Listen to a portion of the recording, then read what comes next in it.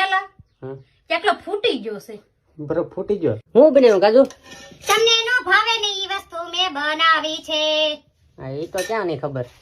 મેં તો પાલકની ભાજી બનાવી છે.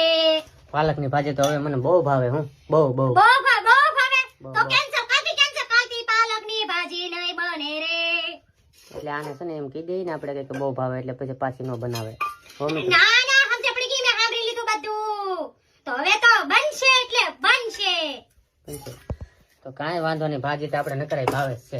એટલી જ એમ કાકા આમ જોતું ખરી એમ કઈ એમ થોડું હોય યાર. સીટી આ બરફ છે ને એલા કેટલો ફૂટી ગયો છે.